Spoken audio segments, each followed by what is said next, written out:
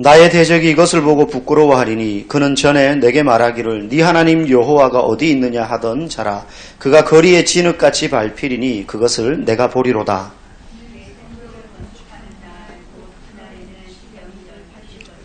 그날에는 아수르에서 애굽 성읍들에까지, 애굽에서 강까지, 이 바다에서 저 바다까지, 이 산에서 저 산까지의 사람들이 네게로 돌아올 것이나 그 땅은 그 주민의 행위의 열매로 말미암아 황폐하리로다. 아멘. 원래는 20절 마지막 절까지 읽어야 되는데 13절까지만 읽었습니다. 오늘 이제 소선지서 강의 쭉 해오는데 미가서 를 조금 오래 했죠. 오늘이 미가서 마지막 시간이고요. 오늘 말씀의 제목은 나는 어디로 피하는가 입니다. 여러분 신앙생활 하다 보면 많은 생각들이 스쳐 지나가고 또 그것을 통해서 깨달음을 얻고 우리의 믿음이 자라가는데 그 스쳐가는 신앙의 질문들 중에 어쩌면 본질적인 질문 중에 하나가 이것이 아닌가 싶어요. 하나님의 뜻은 무엇인가? 과연 이게 하나님의 뜻인가? 우리는 수많은 선택과 결단의 순간순간들을 맞이하잖아요. 아주 사소한 것에서부터 정말로 내 인생의 미래를 결정하는 문제, 때로는 우리 자녀의 미래를 결정하는 큰 문제에 이르기까지 고민과 고민의 시간을 거쳐서 결정하고 판단해야 되는 순간들을 우리는 계속해서 맞이합니다. 그때 안 믿는 사람들은 자신의 지식과 경험과 어떤 확률을 아니면 감각을 믿고 나가지만 예수 믿는 사람은 하나님의 뜻이 무엇인가를 찾아야 된다는 것을 알기 때문에 항상 이걸 물어요. 내가 과연 여기서 이렇게 하는 게 이게 하나님이 기뻐하시는 것인가? 이게 하나님의 뜻일까 하는 의문이 든다는 거죠. 그래서 때로는요, 내가 과연 예수를 믿지 않았다면 이미도 결정을 이렇게 해서 진행했을 텐데 결정이 더뎌지게 되는 거죠. 그리고 주저할 때가 많습니다. 교회를 다니지만 어떤 사람은 판단이 빨라요. 그런데 과연 이게 하나님의 뜻일까에 대한 고민을 하기 시작하는 성도는 때로는 결정이 늦어지고 어떤 일을 결정할 때 주저하게 된다는 거죠. 그렇다면 과연 우리는 하나님의 뜻을 알 수 있는 방법이 있을까요? 결론부터 말씀드리면 알 수 있다는 것입니다. 여기는 몇 가지 중요한 원리가 있는데 이 원리들에 입각해서 하나님의 뜻이 이렇구나라고 우리는 판단할 수 있다는 거죠. 첫 번째는 순차적으로 좀 진행이 되는데요. 첫 번째 원리는 하나님은 우리에게 미리 자세한 설명을 다 하시지 않는다는 것입니다. 성경을 보면 그래요. 아브라함을 창세기 12장에 부르실 때에 우리가 많이 들어서 알고 있지만 이렇게 말씀하십니다. 여호와께서 아브라함에게 이르시되 너는 너의 고향과 친척과 아버지의 집을 떠나 내가 네게 보여줄 땅으로 가라. 좀 구체적으로 말씀을 해주시면 좋을 것 같아요. 너는 평택시 청부급 옥길리 부영아파트로 가라. 후사리 371-2-1번지로 가라. 뭐 이렇게 딱 찍어서 보여주면 될 텐데 하나님께서 아브라함을 부르실 때에 내가 네게 보여줄 땅으로 가라. 그 말은 아브라함이 하나님의 음성을 들었을 때 어느 땅으로 가야 될지에 대해서 하나님이 말씀하지 않으셨다는 거죠. 그냥 가라는 것만 명확하지 어디로 가야 되는지, 심지어 어느 방향으로 가야 되는지 아마 그 정도는 그런데 판단했을 거예요. 그 당시 상인들이 주로 다니던 통용되는 길이 있었으니까 길 아닌 뭐 산으로 갈 리는 없을 거고 그래서 하나님이 어딘지 모르지만 앞으로 가르쳐 줄 것 같은 그 땅으로 가는 길은 이제 아마 저쪽 방향쯤 되지 않았을까라는 최소한의 정보를 가지고 아브라함은 발걸음을 나섰습니다. 식솔들을 다 데리고 그 먼 길을 떠났던 거예요. 그 고대의 집을 떠난다는 건 지금 이사하는 거하고 다릅니다. 지금 우리는 뭐 상황에 따라서 1년에 한 번씩도 이사할 수 있고 얼마 전에 저희 옆집이 계속 비어있다가 젊은 부부가 이사를 왔는데 한 달 좀 더 살고 또 이사를 가더라고요. 원래 들어가야 될 집이 따로 있는데 잠시 잠깐 이제 그 기간 동안 텀이 있어서 뭐 무르게 되었다라는 이야기를 하는 걸 들었습니다. 지금 이렇게 자주 이사 다니는 거하고 아브라함 시대 때 집을 떠난다는 거하고는 차원이 다른 문제입니다. 거의 자기의 그 삶의 뿌리를 다 드러내는 그런 위험한 장면일 수 있어요. 그럼에도 불구하고 아브라함은 갔어요. 제가 이 본문을 읽을 때마다 하나님 저한테는 이런 식으로 가르쳐주면 안 될 것 같은데요 라는 느낌이 많이 들어요. 너무 추상적이고 모호하게 하나님이 가르쳐주시는 것 같다라는 생각이 들기 때문입니다. 좀 더 구체적으로 가르쳐주시면 좋을 텐데 적어도 동서남북 중에 어느 방향으로 며칠쯤 가라. 그럼 가다가 멈추는 그곳이 내가 네게 보여줄 땅이다. 아니면 큰 지역이라도 알려주시든지. 그런데 하나님은 미리 다 알려주시지 않는다는 거예요. 그런데 왜 그렇게 하실까? 여기에서 두 번째 중요한 하나님의 뜻을 알 수 있는 원리가 나옵니다. 하나님 왜 미리 다 알려주시지 않는가? 자세하게. 두 번째 원리가 하나님이 그렇게 하시는 이유는 우리로 하여금 하루하루 그분의 뜻을 따라가도록 하기 위해서입니다. 하루하루 그분의 뜻을. 우리는 굉장히 마음이 급해요. 기도할 때도 하나님이 어떤 문제의 결말까지, 이 문제를 해결하는 방법까지, 그리고 이 문제의 끝에 어떻게 결말이 날 것인지도 우리에게 다 보여주셨으면 하는 솔직한 마음의 욕구가 있습니다. 우리 자녀가 이번에 고3인데 어느 대학을 목표로 하고 공부를 하면 합격할까요? 하나님이 서울대, 한양대 딱 가르쳐주면 좋을 것 같아요. 그런데 그런 거 없단 말이죠. 왜 그렇게 하시는가? 우리는 너무 뭐라 그럴까요? 야가 빠져가지고요. 하나님이 만약에 정답을 미리 가르쳐 주시잖아요. 그러면 그때부터 알겠습니다, 하나님. 하나님 이제 뒷짐지고 계십시오. 제가 이제 알아서 가겠습니다. 어디를 가야 되는지 알겠으니까 됐어요, 이제. 그만 간섭하지 마시고 제가 알아서 가겠습니다. 우리에게는 그럴 가능성이 너무 농후합니다. 우리에게는 그럴 가능성이 너무 농후해요. 우리는요, 에덴 동산의 범죄함이 죄가 들어오면서부터 우리 안에 마치 DNA처럼 새겨진 게 있는데 그게 뭐냐면요, 경쟁심리예요. 경쟁심리. 어느 집사님이 이런 고백하는 걸, 어느 선교사님이에요. 안식년에 이제 한국에 돌아와서 몇 년을 쉬는데 막내를 이제 유치원에 보냈어요. 유치원에 보냈는데, 초등학교에 보냈는데, 어느 날 학교를 마치고 돌아오는데 보니까 얘가 시험지를 하나 가지고 오는 거예요. 선생님이 주셨다는 거예요. 그래서 무슨 시험이지? 시험 친다는 말 없었는데 하고 보니까 그의 수능 시험지였어요. 얘는 초등학생인데 선생님이 반 애들한테 그의 수능 시험지를 나눠줬어요. 그건 뭐 프로라 이런 뜻이 아니라 이제 열심히 공부해야 된다. 아마 이런 걸 이제 아이들로부터 심어주려고 그렇게 했던 것 같아요. 근데 이 선교사님 굉장히 마음이 아팠다는 거예요. 그냥 자동적으로 경쟁사회에 살도록 시스템화되어 있어요. 여러분, 태초에 에덴 동산에 경쟁이 있었을까요? 아담과 하와가 살 때 죄 짓기 전에 경쟁이 있었을까요? 경쟁이 없었습니다. 범죄함이 들어오고 난 다음에, 죄가 들어오고 난 다음부터 이 사회는 성자가 모든 것을 독식하는 시대가 돼요. 그래서 남을 제끼고 내가 그 위에 올라가야지 살아남는 시대가 됩니다. 그래서 우리는 하나님이 우리에게 뭔가를 가르쳐 주면요, 남들보다 더 빨리 갈 수 있는 방법이라고 생각을 합니다.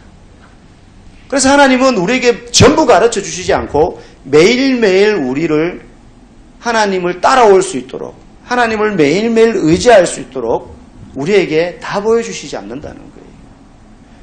아브라함 입장에서 한번 생각해 보십시다. 내가 네게 보여줄 땅으로 가라 라고 하셨을 때 그 땅이 어딘지 모르고 일단 짐을 싼 아브라함이 하나님 곁에 바싹 붙어 있어야 되지 않았겠어요?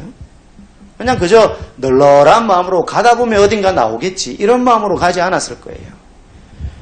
당장 내일 어디로 가야 될지, 여기서 멈춰야 될지, 아니면 계속 가야 될지, 머무르는데 언제까지 있어야 될지 그걸 모르는 상황 속에서 하나님의 뜻을 조금이라도 놓치지 않기 위해서 집중해서 하나님 앞에 붙어 있을 수밖에 없었던 거예요. 그래서 아브라함 입장에서는 어떤 면에서는 모호하게 하나님이 자신에게 가르쳐 준 게 때로는 부족하다고 여겨질지 모르지만, 그렇기 때문에 아브라함은요, 하나님의 뜻을 놓치지 않으려고 더 집중해서 가는 거예요. 여러분, 우리 이런 경험할 때 많아요. 버스를 타고 가는데 처음 가는 지역을 가요. 그리고 그 노선의 버스를 처음 타요. 예를 들어 시외버스를 타고 저 어디로 간다고 생각해 봅시다. 그런 경험 없습니까? 몇 정거장쯤 가야지 거기가 나오는지를 창밖을 계속 보는 거예요. 제가 처음 이제 대구에서 서울에 올라왔을 때, 그때만 해도 대구에는 지하철이 없을 때였어요.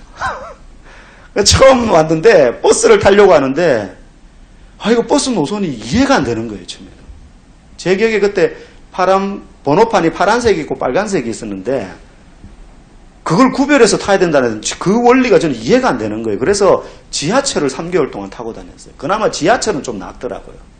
근데 지하철도 워낙 복잡하게 얽혀 있으니까 어디서 어디를 가면 요즘은 뭐 스마트폰 앱이 있어가지고 참 노선이 다 나오고 몇 정거장 나오지만 그때는 눈으로 일일이 확인을 해야 되니까 지하철을 타고도요 한눈을 못 팝니다. 계속 그 노선들을 머릿속에 숙지하고 어느 역 이제 몇 번 남았구나, 몇 정거장 남았구나, 몇 정거장 남았구나 한눈을 못 파는 거예요. 아브라함이 하나님의 인도하심을 받아갈 때 마치 그와 같은 심정으로 가는 거죠.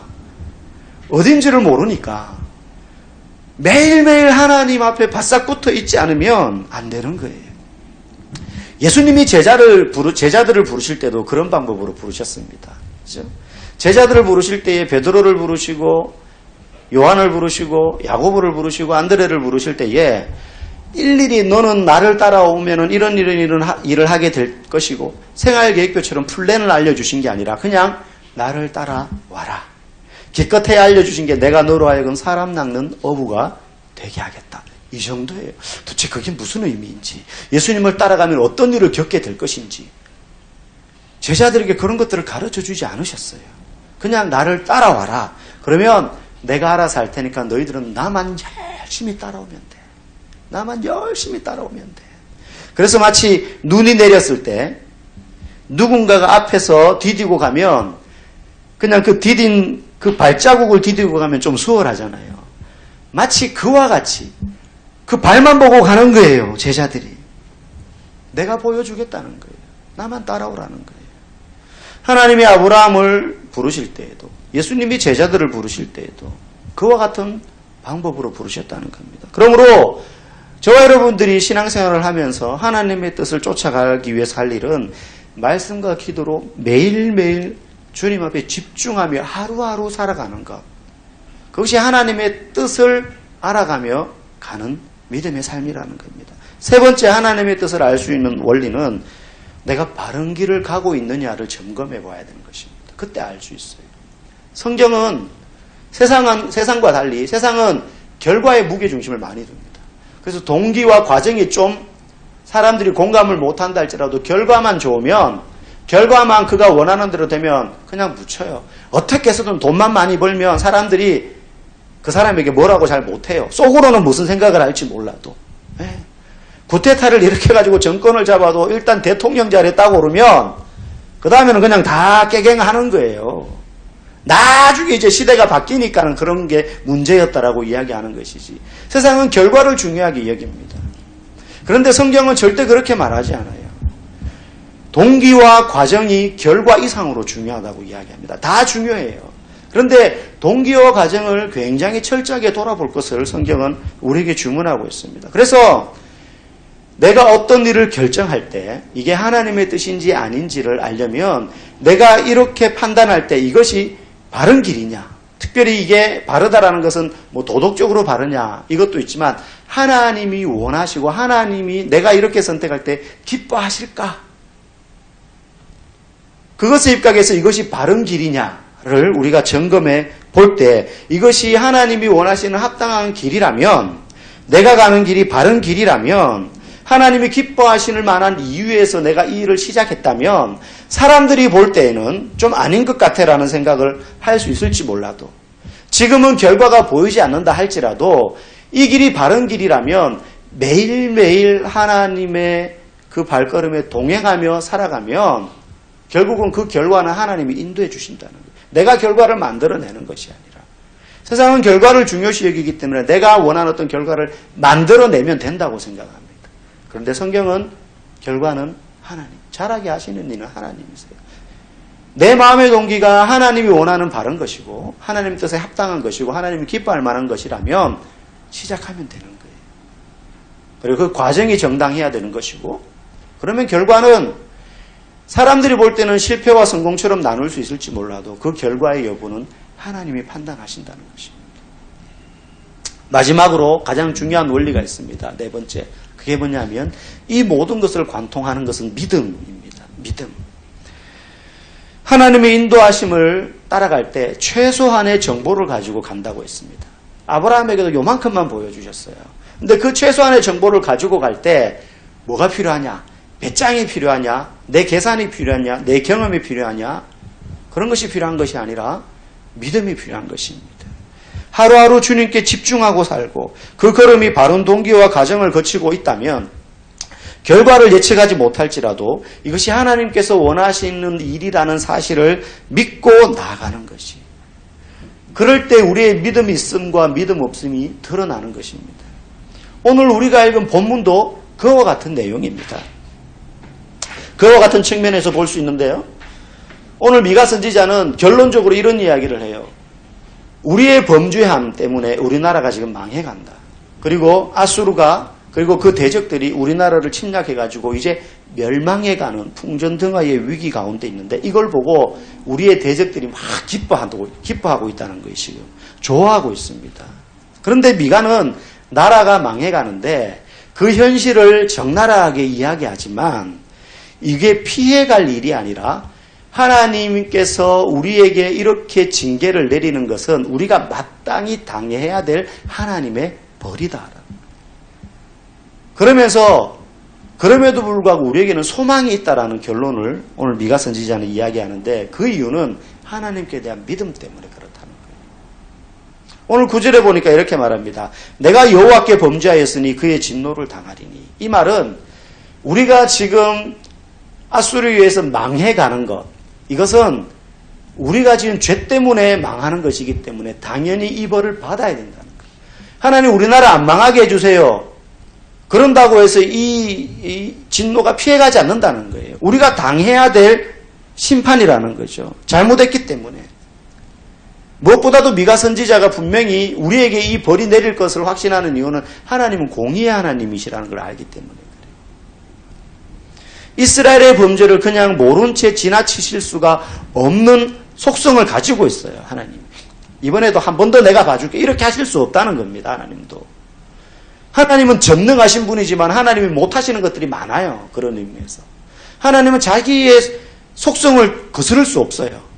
죄를 보고 눈 감아 주실 수 있는 분이 아니에요. 하나님은. 이번에 물려줄게. 그래 모른 채 할게. 이렇게 못하신다는 거예요. 그래서 미가 선지자는 이 심판이 우리에게 올 수밖에 없다는 사실을 당연한 것이라고 이야기하고 있습니다.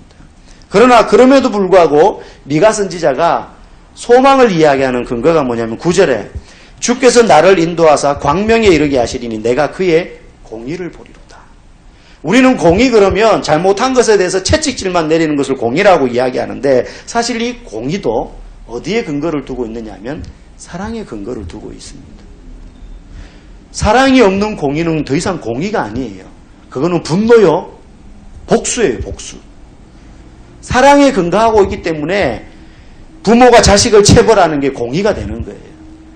만약에 사랑이 없으면 그 부모의 체벌은 학대가 됩니다. 학대. 요즘 우리 아이들이 조금만 야 너 말 안 들으면 아빠가 때린다 그러면 뭐라 그러더라 가정폭력 막 이러면서 이야기하더라고요. 야 이거는 가정폭력이 아니야. 아이들 요즘 워낙 아는 게 많아가지고 자녀 구타하신다 막 이러면서 막. 아빠가 어릴 때 할머니한테 맞은 거 너네한테 그대로 갚으면 너네는 문제되는 거죠. 뉴스 나올 정도죠. 저도 많이 맞았거든요. 아버지한테는 한 대도 맞은 적이 없는데 어머니한테 많이 맞았어요. 그때 매가 어디 있습니까? 회초리가 어디 있습니까? 손에 잡히는 게 매요 회초리지. 숟가락으로도 때리고 젓가락으로도 때리고 그냥 파리채로도 때리고 빗자루로도 때리고 그냥 다 때리지 않습니까? 그죠? 사랑이 없는 체벌은 그렇게 되는 것처럼 하나님의 사랑에 기반하지 않는 공의는 있을 수가 없다는 거예요. 그래서 선지자 미가는 그걸 아는 거예요. 하나님이 공의의 하나님이기 때문에 우리의 범죄함을 그냥 지나치지 못하셔서 우리나라가 멸망당하는 것은 우리의 죄 때문이고 이렇게 하나님이 우리를 공의로 치시는 것은 하나님의 사랑이 있기 때문이고 그래서 우리가 멸망당하는 위기에 있을지라도 나는 소망을 가진다는 거예요. 그래서 8절에 뭐라고 이야기합니까? 나는 엎드러질지라도 일어날 것이요 어두운 데 앉을지라도 여호와께서 나의 빛이 되실 것이미로다. 하나님은 공의로우시지만 동시에 사랑의 하나님이시기 때문에 그래서 미가 선지자는 나라가 망해가는 이 상황에도 하나님 앞에 자신을 의지합니다. 안 읽었지만 뒤에 18절 보면 이렇게 이야기하죠. 주와 같은 신이 어디 있으리까? 주께서는 죄악과 그 기업에 남은 자의 허물을 사유하시며 용서하신다는 거예요. 인애를 기뻐하심으로 진노를 오래 품지 아니하시나이다. 사랑이 없는 진노라면 계속 갑니다. 원한이 되고 복수가 되기 때문에. 그런데 우리를 사랑하시기 때문에 공의로 심판은 하시되 그거를 마치 묵은 감정처럼 아직까지도 내가 화가 안 풀렸어. 이 정도는 안 될 것 같아. 이러지 않으신다는 거예요. 그분의 자비하심으로 피하고 있는 거예요. 저와 여러분의 피난처는 어디입니까? 저와 여러분의 피난처는 어디입니까? 여러분 마음이 아플 때 누구를 찾습니까? 어디로 숨습니까? 여러분 직장에서 끔찍한 하루를 보냈다고 생각해 보십시오. 오늘 하루 정말로 기분 나쁜 일들의 연속이었다고 한번 상상을 해보십시오. 이제 퇴근해서 집으로 들어와서 여러분들은 뭘 합니까? 그날의 그 피곤함과 분노와 받은 스트레스를 풀기 위해서 혹시 아이스크림처럼 달달한 걸 먹기 위해서 냉장고로 달려가지 않습니까? 아니면은 그동안 못 봤던 드라마를 몰아쳐가지고 막 보지 않습니까? 절친한 친구와 통화하면서 자기를 괴롭혔던 그 상사를 막 씹어대지 않습니까? 남편을 막 씹어대지 않습니까? 예? 오징어처럼 그냥 씹어도 단물이 계속 나와요. 탈출구를 찾기 위해서 혹시 소설이나 뭐 영화, 드라마에 여러분 빠지지 않으세요? 포르노에 혹시 탐닉하지 않으세요? 정서적으로 우리가 구조받기 위해서, 구원받기 위해서 여러분 어디로 피하시냐는 거예요. 시편 46편 1절 2절에서 시편 기자는 이렇게 말합니다. 하나님이 우리의 피난처시며 힘이시요 환난 당할 때의 도움이시다. 그리고 정말 진짜로 그분은 그러하시기 때문에 산이 흔들려 바다 가운데 빠질지라도 나는 두려워하지 않는다. 이 말씀은 하나님의 품이 도망치기 가장 좋은 장소라는 거예요. 이 세상에 그 어떤 달콤한 것도, 우리를 기쁘게 할 것 같은 그 어떤 즐거움도 우리의 인생의 어려움과 고난 앞에서 우리의 피난처가 될 수 없고, 산이 흔들려 내가 바다에 빠질 것 같은 상황 속에서도 하나님이 나의 유일한 피난처요 도움이시기 때문에, 진짜 그러한 것을 내가 믿기 때문에 그분께로 나는 피한다는 거죠. 나라가 망해가는 이 상황 속에서 다 절망밖에 없고 탄식의 노래밖에 부르지 않지만 미가 선지자는 그래도 나는 소망한다. 왜? 그분은 공의의 하나님이시지만 동시에 우리를 너무 사랑하시는 사랑의 하나님이시기 때문에 우리는 그걸 알면서도 너무나 자주 엉뚱한 방향으로 도망갑니다. 여러분, 우리가 힘들 때, 고난당했을 때 어디로 가느냐 하는 것은 우리가 누군지에 대해서 많은 것을 알려주는 거예요. 우리가 어디로 피난처를 삼고 있느냐 하는 것이 우리의 가치관을 알려주기 때문입니다. 내가 정말로 마지막 보루로 생각하는 것이 무엇인지를 가르쳐주기 때문이에요. 경제적으로 어려움 당했을 때 혹시 돈 많은 친구를 찾아가십니까? 아니면 하나님 품으로 달려가십니까? 여러분, 어떤 사람을 잘 알려면요, 그 사람이 시련당할 때 그 사람의 반응을 잘 살펴보면 그 사람이 어떤 사람인지를 알 수 있습니다. 그 사람이 편안하고 잘 될 때에 보여지는 그 사람의 모습은 진짜 그 사람의 모습이 아닐 수가 있어요. 부부 사이에도요, 달콤하고 기분 좋은 허니문 기간 때는 진짜 몰라요, 서로를. 그런데 진짜 본성이 드러나고 인격이 이제 바닥을 쳐서 그 내면의 창고가 텅텅 비었을 그때 진짜 서로에 대한 진짜 모습을 알 수 있는 거죠. 그 모습까지 견뎌내고 함께 감싸줄 수 있을 때 그때부터 그 인생의 밑바닥의 창고가 채워지기 시작하는 것처럼 그 사람이 어려움 당할 때 어떻게 반응하느냐, 어디로 피하느냐를 보면 그가 정말로 어떤 사람인지, 그가 정말로 하나님과 친밀한 관계를 맺고 있는 사람인지를 알 수 있게 되는 것입니다. 인생에 가장 깊은 두려움을 느낄 때라도 하나님이 나의 피난처가 된다는 사실을 여러분 꼭 기억하십시오. 하나님의 품이야말로 세상의 모든 환난으로부터 도망치기 좋은 가장 좋은 장소라는 사실을 여러분 꼭 기억하시기 바랍니다. 혹시 지금 그런 어려움 가운데 있는 분들 있습니까? 날씨가 추워지니까 몸 여기저기 안 아픈 데가 없고 몸이 아프기 시작하니까 모든 것에 의욕이 없고 밥맛도 떨어지고 세상 살기 싫어지고 경제적으로 어려워서 계속 쫓기니까 입술에서는 불평과 불만만 혹시 나오지 않습니까? 어떻게 해야 될지 몰라 암담하지 않습니까? 세상이 살기 싫어지고 모든 것이 원망스럽지 않습니까? 그때 여러분은 어디로 피해야 될까요? 저를 비롯하여 우리 모두가 그러할 때 가장 피하기 좋은 안전한 곳, 우리의 위로가 되는 곳은 하나님의 품이라는 사실을 저 여러분들 꼭 기억하시기를 주님의 이름으로 간절히 소망합니다.